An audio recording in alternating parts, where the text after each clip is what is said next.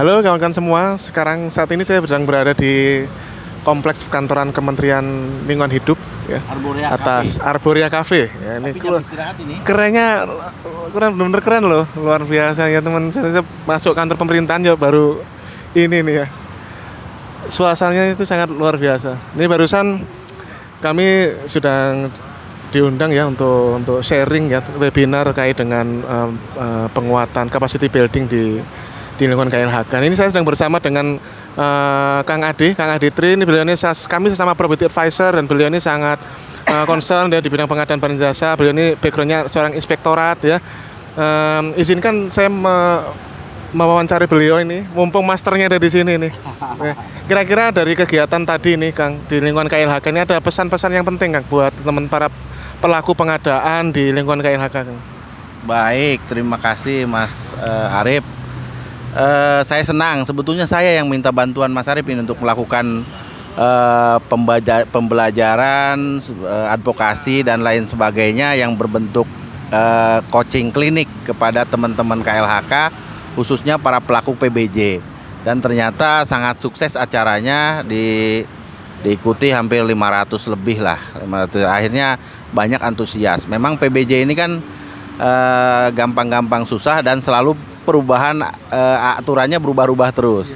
Kalau saya sih berprinsipnya begini Mas, kalau misalnya orang seperti yang disampaikan Bapak Presiden kita, kalau misalnya ada bisa membedakan antara kesalahan dan mens rea. Kalau kesalahan itu kan ada 3. 1, kesalahan karena dia tidak tahu, maka saya selaku aparat pengawas internal wajib ngasih tahu. Kita para pelaku advisor juga wajib ngasih tahu. Mereka tidak tahu, jangan mereka salah jalan, supaya mereka tuh jalannya jadi tahu. Yang kedua, orang di daerah ujung dunia Indonesia situ mungkin walaupun ada internet tapi belum update, ada peraturan baru. Perka LKPP, Perpres 16, Perpres 12, mungkin jangan-jangan pernah dibaca tapi kan tidak dibahas. Artinya mereka sama-sama balik ke pasal tidak tahu. Sehingga peraturan berubah-ubah, mungkin ada tumpang tindih dan sebagainya, makanya ada omnibus law gitu kan. Makanya karena mereka tidak wajib kita ketahui, karena kita berada di tataran pusat yang tahu masalahnya. Yang ketiga, apabila ada perintah pimpinan untuk mengerjakan pekerjaan secepatnya, misalnya di akhir tahun anggaran kita kedatangan anggaran, tiba-tiba datang besar, yang itu secara fisik harus kita distribusikan uang itu ke masyarakat dalam bentuk kegiatan sehingga menjadi multiplier efek bagi pertumbuhan ekonomi masyarakat. Tapi kan kita tahu tuh bahwa kalau pekerjaannya itu mepet pasti akan ada salah. Otomatis kita jamin, kita jaga. Nah, jaga itu dalam bentuk apa? Inspektorat mempunyai beberapa produk. Salah satunya ya probity audit misalnya. Nah, terus yang keempat, tadi 3 itu adalah kesalahan, wajib kita jaga supaya orang itu tidak mau melakukan kesalahan. Yang keempat adalah fraud atau mens rea atau curang.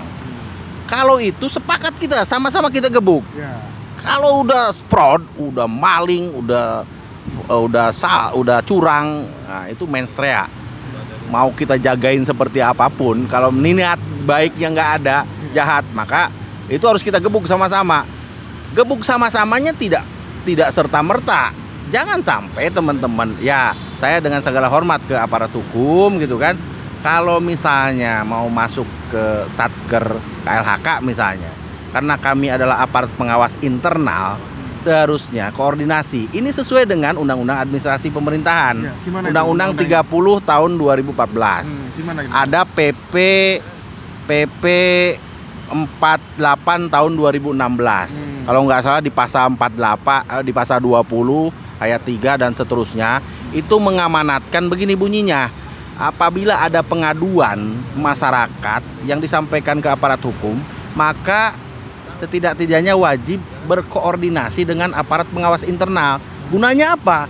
Gunanya untuk kita nilai apakah ini ranahnya administrasi, ranahnya kesalahan, atau ranahnya fraud atau pidana.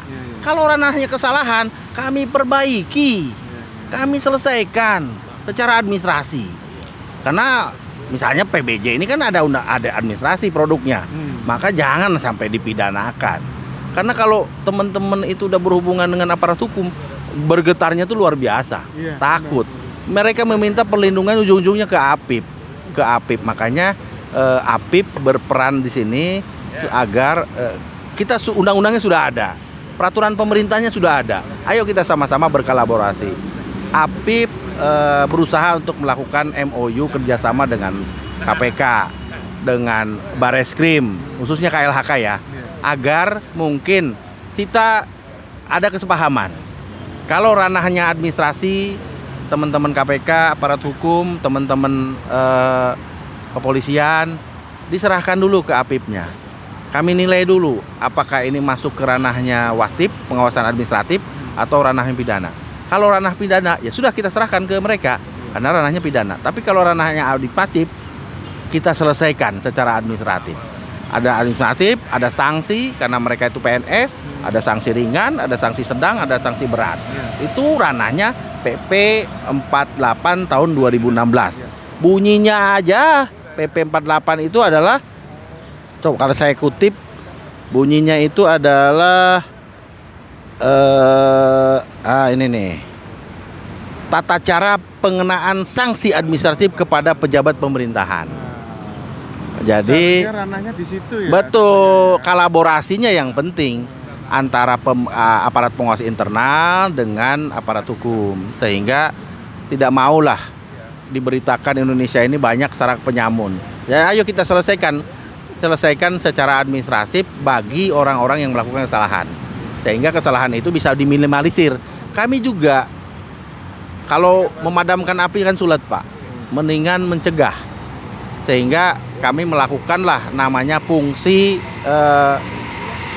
assuran. Kalau di inspektorat itu ada dua fungsi Pak, fungsi assuran dan fungsi consulting. Fungsi asuran itu penjaminan, ada 4, ada audit, ada evaluasi, ada review, ada pemantauan. Itu artinya kami menjaminkan diri kami kepada teman-teman Satker bahwa pekerjaan mereka itu terjamin secara kualitas, akuntabilitas. Walaupun secara substansi mereka bertanggung jawab sesungguhnya, karena tidak mengalihkan tanggung jawab kalau mereka fraud misalnya kan. Nah, ada satu lagi layanan, namanya layanan consulting. Consulting itu ya kita memberikan pendampingan, memberikan advisor, memberikan coaching, memberikan PKS, pelatihan.